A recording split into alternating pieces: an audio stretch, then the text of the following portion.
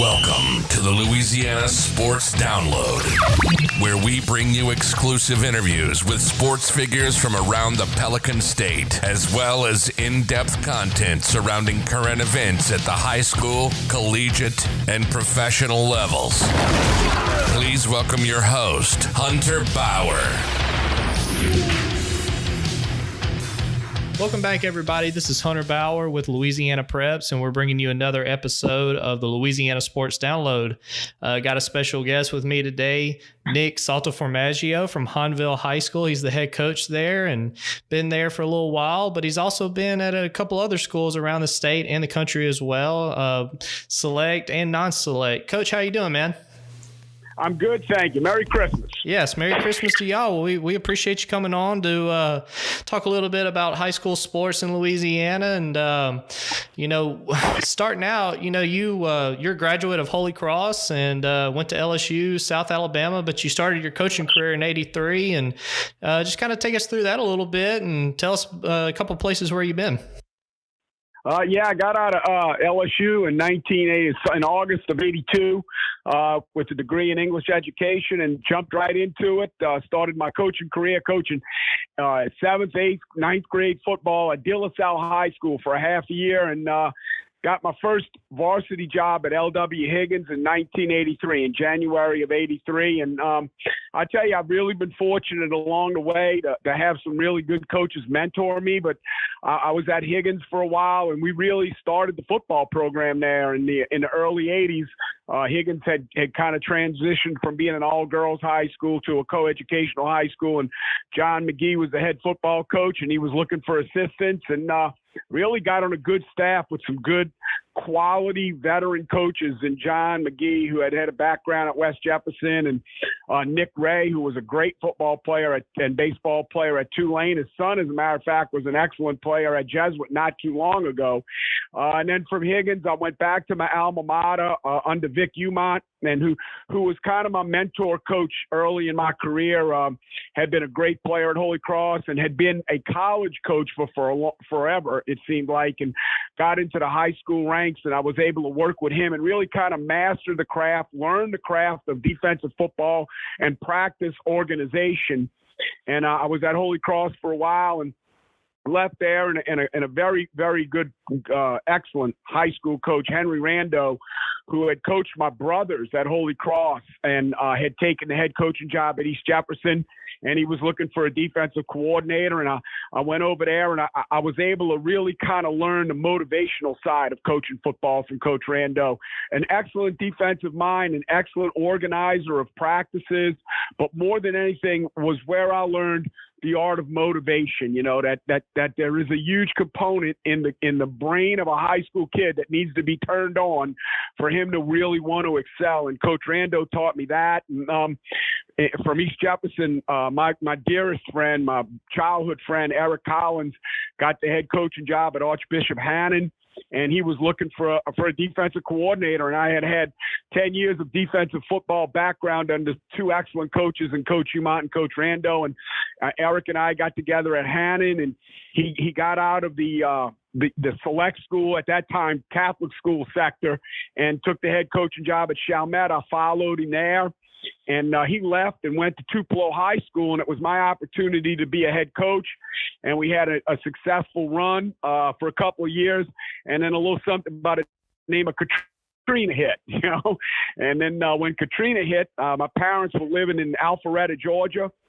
I moved up there, and my brother was a high school official in Georgia, a high school referee in Georgia, told me they had a job coming open at Oconee County High School. They were looking to go out of state for a coach, and I put my name in. I was very fortunate to get the job. And really, again, talking about luck, I walked into a job where my starting quarterback was at Mettenberger, and so oh my gosh. Things were really going well for me there. But, just had a desire to come home. And my wife was from Araby. My kids were all back here. And So after my third season in Georgia, we decided to move back here, and the only job open at that time was back at East Jefferson.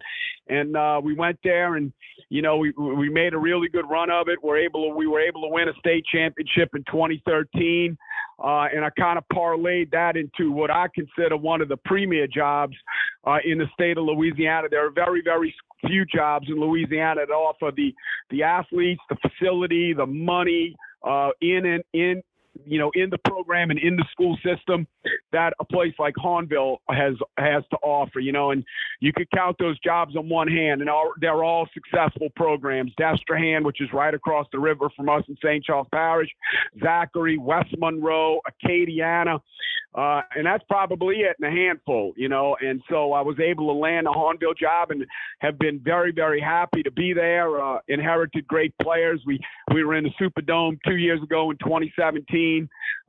We had a guy by the name of Puka Williams. And, I've really been fortunate, man, just to have not only a great career, but to be mentored and then kind of, accepted by really great people in education, both select and non-select. And so I'm just grateful every day. I thank the good Lord every day. That he put me in a position where a guy that was not a very good high school athlete played at a school at Holy Cross and actually was a wrestler at Holy Cross and, just got to really have a great high school experience as a student, and it's kind of carried me through my career, and I'm very fortunate and very appreciative of it. Well, Coach, you got a really impressive resume, and we, like I said, we're glad to have you on. Talk a little bit about what is it today? What motivates a kid different today than it did 10 years ago, 20 years ago? How has coaching changed since you started? Oh, I think that's an easy answer for me.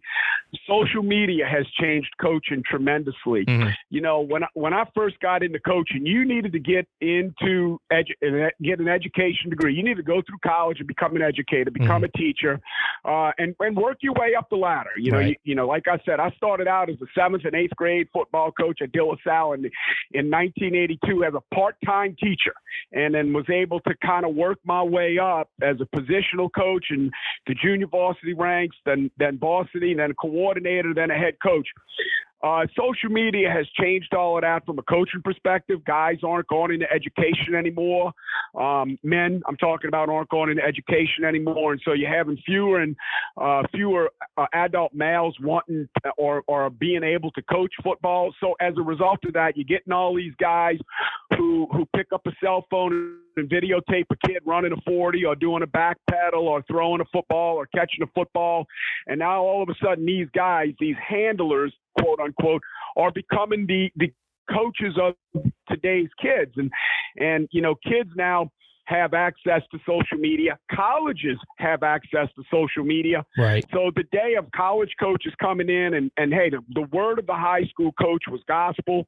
Those days are gone by the wayside because now colleges tend to look at social media. Kids are being offered football scholarships, and the high school coaches don't even know about it. We read about it on Twitter or Instagram, on Snapchat, on Facebook, or the litany of social media sites that are out there. So I think that's the biggest change in high school football today. And I think secondly, there's such a larger dynamic of single parent households with kids now. And so coaches have kind of taken on the role of being a father figure. And, that's important. To me, that's extremely important. It's important that you carry yourself with pride and with dignity.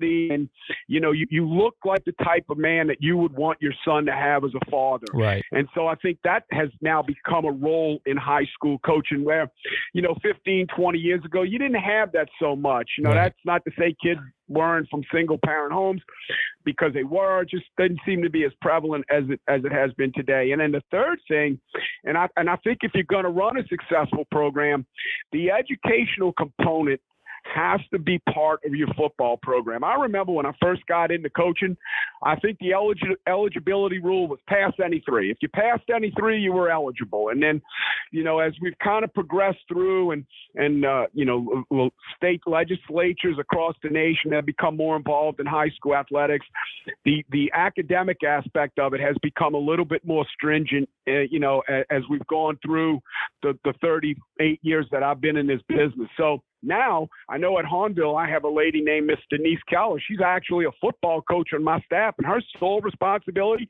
is to make sure our kids are following the right path academically. Oh, wow. So if they're not able to get a football scholarship, they're at least academically eligible to be accepted into a 2-year or 4-year university. So I think those are the three big changes that I've seen come through, and those are the things that you need to use to motivate kids today, to keep them, following the right path to being a good man, not just a good football player, but a good man. I totally agree. And, it is crazy in a 10-year span, 20-year span, how things such of that nature have changed. One of the reasons we have you on here today is to talk about the ongoing, I wouldn't say problem, but situation in the LHSAA. The split. Coach, how did we get there? What was the cause of it? Why are we in the situation we are right now? Well, I think the biggest thing that has occurred, when all of this started back in 2013, it seemed like everybody was pointing fingers at, John Curtis and Evangel. And I think we lost sight of, or we didn't anticipate the growth and the magnitude of involvement of charters and magnet schools. And I don't think we anticipated the open enrollment programs that many school systems employ now. And, to me, a guy that went to a select school, obviously in Holy Cross High School, and had coached on both sides of this, the Catholic schools and the private schools have always been what they are. Some of them are pre-K through 12 schools. Some of them are for middle schools. But they've always had large enrollment areas. They really weren't, hemmed in by boundaries. I'll give you a perfect example. A couple of weeks ago, when the receiver at LSU won the Biletnikoff Award, he put on Twitter, from Woodmere to Rummel to LSU to the Biletnikoff Award. Well, Woodmere is on the west bank of the greater New Orleans area. Mm-hmm. Rummel is in the east bank of Jefferson Parish. So those schools, those private schools and Catholic schools, have always had that footprint.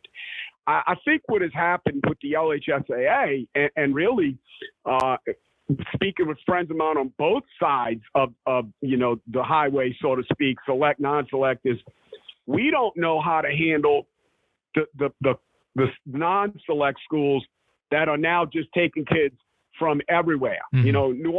New Orleans is open turf. Right. I mean, it's open turf. And to me, I don't think we have defined what select and what non-select is. Right. If we're going to stay split, I think the first thing we need to do is define exactly what constitutes select and what constitutes non-select. Again, going back to Orleans Parish, it's an application process to get into a New Orleans high school for the most part. The Cars, the Warren Eastons, the McDonough 35s. I think all of them are part of a one-app program. Right. Well, if you have to apply to get into a school and that school has to select you, then that to me would make you a select school. Right. And then you have the city schools that are now popping up all over the place, schools that have become their own independent school systems. Well, again, if you're selected to be an active student in those city schools, then to me, you're being a select school. You're selecting your student population. Mm-hmm. So I think, one thing we can do to kind of level a playing field out is to just go back and identify exactly what is select and what is non-select. I don't think we've ever identified that. And, I've kind of been an advocate for us to get back together. I'm a big believer in competition. Matter of fact, on the back of our helmets at Hornville, we have in big letters, compete. Mm-hmm. But I think when you're asking high school kids to compete, and you're asking coaches to compete, they all want one thing, and that is to have it as a level playing field. We all want to be on a level playing field. It isn't about, well, Hornbill, has to play Zachary, or Hornbill has to play Destrehan, or Hornbill has to play Acadiana, or Hornbill has to play West Monroe. I don't think any of those things are issues. We play those guys and they play us. And I would say conversely, you take all those schools and say, well, they have to play Rummel or they have to play Catholic. I don't think that's an issue for those guys at all because they play each other.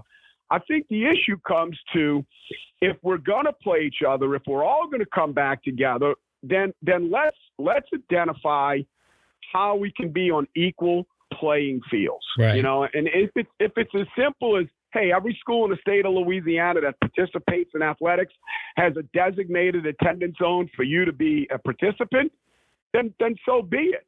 We're not saying you can't go to a school outside of your attendance zone if you in fact want to go to a select school, a private school, a Catholic school, a Christian school. You just aren't going to be eligible to participate in athletics, right? And the 1 year sit, because if you go to Hornbill, if you're going to participate in athletics at Hornbill, you have to live on the west bank of St. Charles Parish. If you're going to participate in athletics at Destrehan, you have to live on the east bank of St. Charles Parish. Right. And our school system, which is a great school system, not good, great, it's a AAA rated school system. They do a great job in policing that. So now you have an aspect of certain school systems will police themselves. Other school systems don't police themselves at all. But we're expected to compete against each other equally and fairly on a Friday night. It just doesn't work out that way. Right. Touching on what you said a little while ago, I've talked to a couple people about this. Now, the LHSAA has said that the Constitution is somewhat it's not a for sure, this is how we're going to do it. It's up for debate from you, me, Billy Bob on the street. Do you think that has had anything to do with, as far as, the split and trying to decipher enrollment and all this mumbo jumbo? I mean, does that have anything to do with the problem? Is because we're trying to interpret it as one thing, another group's trying to interpret it as another. They're trying to fix it and make it. I mean, it just seems like there's no clear, okay, this is how it's going to be. Well, I think that's the biggest problem. It goes back to me saying that there's such a gray area in identifying select and non-select. Correct. There's such a gray area in identifying, attendance zones. There's such a gray area in identifying eligibility. Look, I make no bones about this, buddy. Last year, 2 years ago now, I was suspended for our first 4 games, and a student athlete lost 9/10 of his senior season for something he had no control over. None, zero. His father was not going to go back to the school where he was playing. He transferred to Hornbill. Now the mistake I made was I let him wear a jersey to take a picture in May for a magazine that was coming out in August. So I was suspended for 4 games. Our program was fine. We were put on administrative probation, and this student athlete lost 9/10 of his senior season. Then I look at pictures on social media of Catholic schools, Christian schools, private schools having open houses, and there are kids who are elementary school students standing in locker rooms wearing jerseys.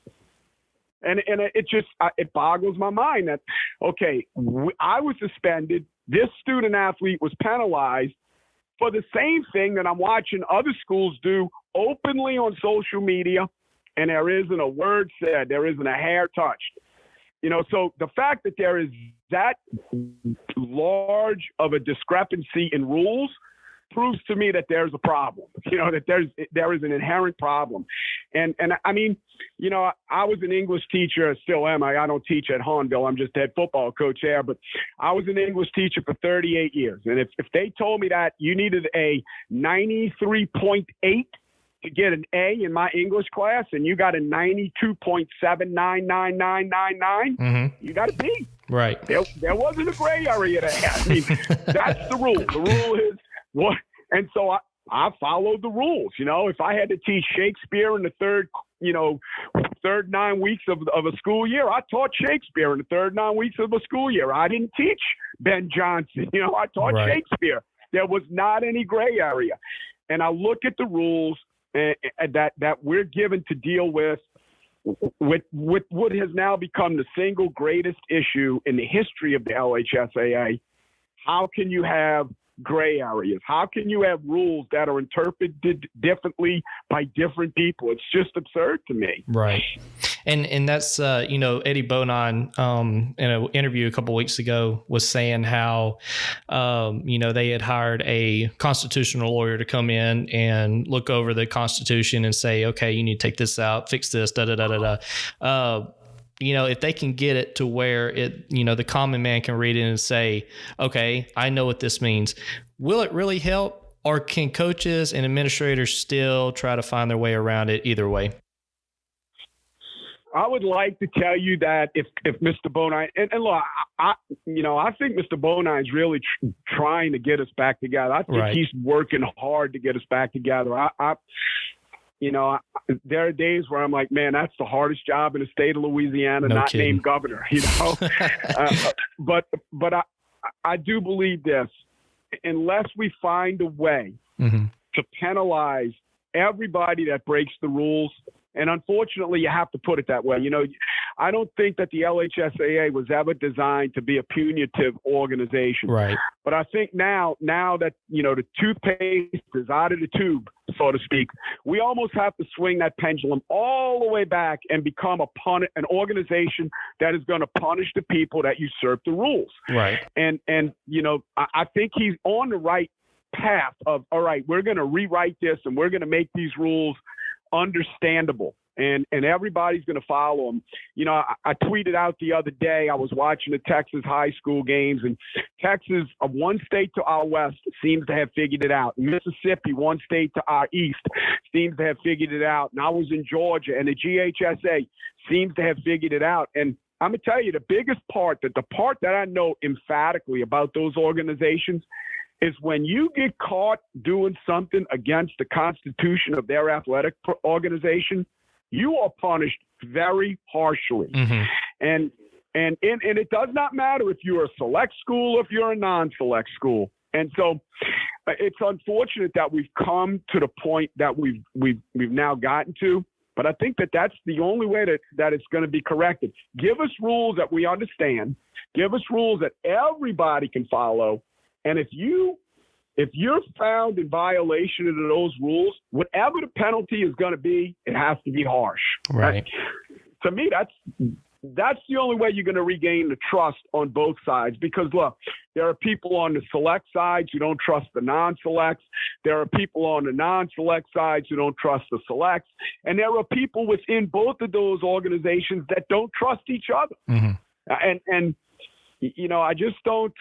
I don't have any answer other than I think we need to start with putting together very detailed, very prescribed attendance zones. And you need to live in those attendance zones to participate in extracurricular at that school. Not serve a 1 year, ineligibility where you're lifting weights and practicing, and then, you serve that year as an 8th grader, but then as a 9th grader you're eligible. No, you need to live. If school A has an attendance zone from blocks 1 through blocks 30, you can't live on block 31. You need to live between blocks 1 and blocks 30, period. Right. That's it. And to me, that's where you started. Yeah, definitely. And, we've talked to a lot of people who feel the same way about that. And, when we talk about, and this is, in my belief, I feel like this is a misconception because, when this started, a lot of people thought that it surrounded two schools mainly, and that was Evangel and John Curtis. But Right. as people have really dug into this whole issue and talked, and you mentioned it before, select and non-select, they're both guilty of breaking the rules, per se, if you want to say that. But, what is the common misconception? Because, it's mainly about select, but it almost seems like sometimes the non-selects kind of get away with it a little bit. You got... they get away with it a lot. Not right. A little bit, a lot. Yeah. I'll tell you, this is a great story. I've told this, I can't tell you how many times. In 2013, I was at East Jefferson. We were playing Carr in the state championship game. And unfortunately, there was a news story on, it was either it was a Wednesday or the Thursday before the state championship game. It was a news story about an incident that had happened in Gretna, Louisiana, which is in Jefferson Parish. And I called my wife in. She didn't have a clue. She's looking at it. She goes, what do you want me to look at? What do you want me to look at? I'm looking at the story. I said, look at the window. They were just videoing, interviewing some people who were involved in this incident that occurred in Gretna. And in the window was a giant poster that said, my son is number 53 for the Carr Cougars. And I will never forget that. He has Gretna is in Jefferson Parish. Carr is in Orleans Parish. And this kid's son, or these parents' son, was playing at Carr. And that's why, I look at that and I'm like, and I'm sure you've heard this analogy. LSU is a great coaching job, is it not? Right. If somebody came up to you and said, listen, Coach Orgeron's retiring and we're going to name you the head coach at LSU, but this is the deal. You're the head coach at LSU and you get to recruit the entire state of Louisiana. Now, Nick Saban at Alabama, he gets to recruit the 49 other states and Louisiana. Right. Is LSU such a good job? Questionable. Not anymore. Right.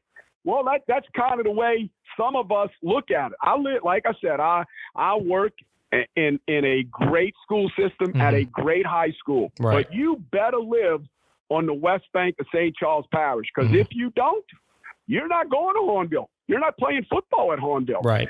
Yet I'm going to have to compete on Friday nights in the state playoffs against schools whose kids come from everywhere. If you can get in the car and you can make the trip, we're going to take you in. And like I said, I'm a firm believer in competition. Right. Let's line the best guys up that we can get lined up on Friday night and let's play. I just want it to be equal. Yeah. I just, if I have an attendance zone, then the school I'm playing across the field on Friday night, they better have an attendance zone. And those kids in those uniforms better live in that attendance zone. Right. Switching to sort of the same issue, but on a different side, Coach, the principals, what is it, there have been different proposals over the last couple of years to try to get the association back together, and in one way or another it gets voted down. But this past year, a couple months ago, a survey was sent out to all the schools, and between the selects and non-selects, you had administrators, coaches, even students saying, "Come on, guys, we need to get this back together." Why are the principals not voting to put the association back together if everybody wants it? Well, I'd like to. First thing is, I don't know what the number of returns were. For me, I think it's nice that the student athlete wants to get back together. But again, I'll go back to me as a teacher. There isn't a teacher in Louisiana that's going to walk into class on the first day of class and say, okay, you 35 guys, I want you all to set the rules. Right. That's not going to happen. So when you send those surveys out to the kids, to me, that's automatically a red light that this is not going to be successful in what its intent is. Secondly, I can't think of many more difficult positions in the professional world than being high school principals, high school administrators. It is very difficult. It's almost like they now feel like coaches. As a coach, every Friday night, your score is going to be put up on that scoreboard and put into somebody's cell phones somewhere, so you're being evaluated every Friday night. Well, school administrators are like that now because school performance scores are gigantic. So rightfully so. Athletics for some school administrators isn't the top priority. Now I'm fortunate where I am. Again, I talk about how, I just am blessed to be at Hornville because they understand that Mr. Ortling who was the principal that hired me, is now our superintendent, Dr. Ortling. Brian Lumar, who's my principal, he's in the Hall of Fame at Loyola for basketball. I live in an environment that is understanding of how important athletics is. I don't know if that's the case across the state of Louisiana. I mean, I'm not in every school. I can only tell you what goes on at Hornville, right, and in St. Charles Parish. So I think what you have there is you may have some principals who have a tremendous affinity for athletics that are going to say, hey, let us get back together. You're going to have some principals who are saying, no, I don't quite think that that's the right thing to do. And then you're going to have some principals that are going to say, listen, whatever somebody else wants, that's fine with me. I'll get in the car and take the ride with them, so to speak. So I don't know how well that survey really represents the entire culture of athletics in high school in Louisiana. I don't know. I'm going to tell you, I didn't fill it out. I didn't. I just, I think that there are people that we've hired to figure it out, and I'm not one of them. I'm one of those guys that, you tell me what I'm going to have to do, and I'm going to go out and do it. I'm not going to create any waves. Mm-hmm. I just want to make sure I'm treated fairly, right, that our football program at Hornville is being treated fairly, that our student athletes at Hornville are being treated fairly. And if we are, I'm fine. I mean, they could tell me to swim across, the Atlantic Ocean with nothing on but a life vest, and I'm going to do it. Right. And just so long as the guy swimming next to me is swimming with that same life vest. Exactly. Coach, so in January, the association is going to hold their convention, and Mr. Bonin has said that the executive council is going to propose or have 3 proposals on the table, different ways to get the association back together. I've heard of a multiplier. I've heard of a success factor. In your mind, what's it going to take to get them back together? What would be the perfect, option if you were in charge and you had to make the decision? What would be the perfect way to get them back together? To me, and I know this is very simplistic, but to me, I go back to attendance zones. You're going to have an attendance zone. Your kids have to live within this attendance zone to participate in athletics, not serve a 1-year ineligibility, not, have test scores that make them eligible. You have to reside in this attendance zone and then find a way to police it. I realize that you're dealing with a limited number of people. Right. But again, the schools that are going to cheat, they're going to cheat and hope they don't get caught. Right. And if they get caught, we have to handle it harshly. When I'm talking about harshly, if you're caught, you're ineligible for the extra, for the postseason. Right. You're ineligible. If you're caught twice, you have a 5-year ban. I mean, you have to be extremely harsh on the people that aren't going to follow the rules. And to me, that's a great place to start. Now, it's probably an oversimplification of a giant problem. But again, we've gotten to a point where we need to have extreme measures. The LHSAA has way more non-select schools than select schools. Correct. And I think if you still have that mistrust between the two factions, it doesn't matter to me if there's 3 options on the table. The multiplier. All right. So if you have this much success, you're going to have to play up a couple of classifications. That's not stopping you from not doing the things you need to do. You're not dealing with the number of kids in the school. You're dealing with the number of kids in your athletic program. So there are a lot of schools out there that dress out 50, 55 kids that show up on Friday night and can put a beat down on somebody that's stressing out 150. Right, you know, exactly. because they have the right 50 to 55 kids.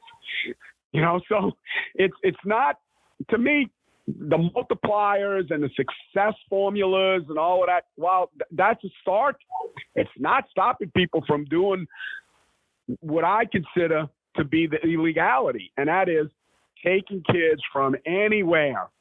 If you can get a ride to our school, you're in, especially if you're 6'2", 230, and can run in the mid-4s. You're definitely in, you know, and, it's funny.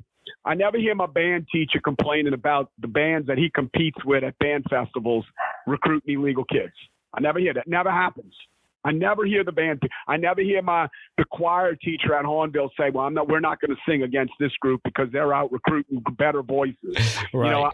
You know, I never hear our dance team, sponsors say, man, we're not going to dance against this team Friday night because they're out recruiting different dancers, the better dancers. You never hear that. This is an athletic problem. So what is that telling the powers to be? That the people in sports are the ones that are cheating. It's not the other extracurriculars. And it's only certain sports. Yeah, it's and that's the thing. And that's what I tell people all the time. It's a tough situation, and I hate it. I hate it for the kids involved because one way or another, kids get hurt, and that's not what you want. You want to try to do what's best for your kids, and it's a real mess right now. Being honest. I ask this question because I read some days I think I just need to get off of social media, but for me it's a way to follow a lot of our student athletes. Right. And, when people say, well, the championships are watered down, or, the school A should be playing school B. You know what my response is to that? If that's your son and your son is playing at a school that has to live and play with the prescribed attendance zone and probably will never get a chance to play for a championship, how do you feel about that? How do you feel about the fact that you have to tell your son or your daughter that, hey, we're going to play by the rules where you go to school? Unfortunately, all the schools you compete against, they don't have to. So, hey, good luck. Yeah, exactly. Play hard. Exactly. So I never see people argue in that point. I never, ever, ever see it. And look, I watch our volleyball coach. She is fantastic. Absolutely fantastic. But if you're a non-select school in volleyball, what are your chances? Honestly, what are your chances? Not very good. If you're a wrestler, I was a high school wrestler. I went to Holy Cross. All right, so you know that. But if you're a public school wrestler, what are your chances to win a state championship?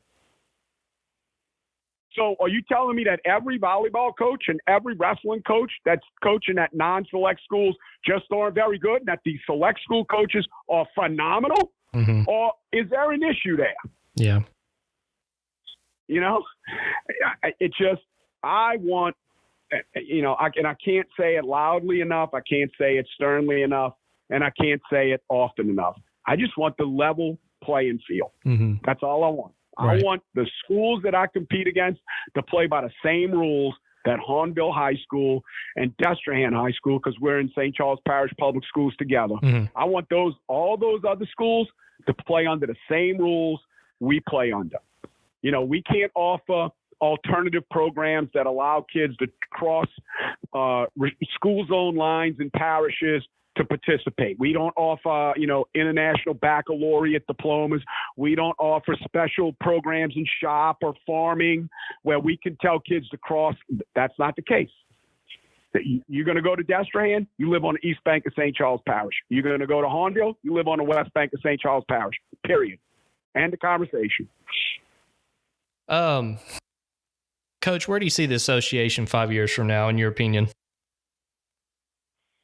I think the next 2 years will decide the next 5 years. Yeah. And if we don't figure it out, I absolutely believe we'll be a split organization. I think we'll be like Texas, and I think we'll be like the lower classifications in Georgia. In Georgia, the lower classifications are split. Right. The larger classifications are not. So honestly, I think, I would hope that we can find a way to get back together. Mm-hmm. But the first thing we have to do is find a way to trust each other. That's correct. The first thing we have to do. And if we can't find a way to trust each other, then we're not going to find a way to get back together. And eventually, because of sponsorships and tournament sites and championship game sites, eventually we're going to split. It's right. just, it's out there now. The selects playing at different championship venues. Mm-hmm. It's a huge blow, in my opinion, to us, getting back together. Right. Yeah. That vote in January, I think, is going to be really important. It's probably going to be one of the most important conventions in the history of the association, if I had to take a guess. Yeah, but I will tell you this. If they vote to get back together, mm-hmm. this is my greatest fear. We vote to get back together, hip, hip, hooray, everybody's happy, we mm-hmm. throw a parade, and then nothing changes. Right. It just goes back to the old way. And then 2 years from now, we split forever. Forever. It just we have to make sure we're not getting ahead of ourselves here, because if we vote to get back together and next year all the select schools are playing for championships and all the non-selects are on the sidelines watching, mm-hmm. they'll go back to the table and vote for the split again, and it will be over. Oh, it's an interesting time for Louisiana high school football. Yeah, and look, across the board, I think, not just football. I mean, you look at baseball, softball, boys and girls basketball. That's right. And I don't think it's so severe in basketball because you're not dealing with the number of people, right. to be honest with you. Right. In basketball, you got, 10, 12, 15-man rosters. You put 5 guys out on that court, and 2 or 3 of them, whether they're select or non-select, whether they're magnet, mm-hmm. whether they're open enrollment attendance zones, whether they're in closed attendance zones, you put 1 or 2 guys out on that court that are phenomenal basketball players, you got a chance to win a state championship. It doesn't matter who you're playing. Exactly. Alrighty? But I think in baseball and in football and in track, in softball, where you're dealing with large numbers of athletes, mm-hmm. where, you need to find pitchers and you need to find hitters and you need to find sprinters and you need to find jumpers and throwers. And then obviously in football, because of the number, when you should never, ever have schools dominating year in and year out like we do here. Right. I don't believe that that's the case. I don't think, because I know this much. Our kids, Louisiana football kids, and it's what I know is football. They are superbly coached. Mm-hmm. They are superbly coached, whether you're at a Catholic school, a private school, a Christian school, a traditional public school, a magnet public school, or an open enrollment public school. They get exceptional coaching. Right. And for the most part, exceptional training. So when you're getting 1 or 2 schools or 3 schools that are constantly in the championships and semifinals year in and year out, over and over and over and over again, they're doing something that may not be exactly above board. Right. I had Henry Rando once said this to me: the New York Yankees spend more money on winning championships than any organization in sport. Mm-hmm. And you probably noticed. Oh, yeah. The Yankees are going to have a payroll over $1 billion. Mm-hmm. $1 billion. Yet the Yankees don't even make the World Series every year. It's crazy. So how are we in Louisiana with the same people every single year in the semifinals and finals? How is that possible? And every now and then you'll get a Hornbill or you'll get a Destrehan that'll pop in and make a wave. But how is it possible that year in and year out, it's the same people? Those are great points, those Coach. Are questions. Yeah, those are questions that if I'm the head of an association, I'm saying, wait, son, this doesn't seem right. Well, Coach, we hope that come January, somebody will figure something out and we can get this resolved and hopefully cooler heads will prevail and we can get to playing some sports again. But, Coach, we appreciate you coming on and spending a few minutes with us. And we hope to have you back on soon and talking some more football. Yeah, it'll be my pleasure, man. Thank you. Merry Christmas. Happy holidays to everybody. Same to y'all. Y'all have a good one. Thanks, Coach. Thanks for listening. Be sure to follow at Louisiana Preps on Twitter, Facebook, Instagram, and YouTube. And don't forget to subscribe for free to listen every week to the Louisiana Sports Download.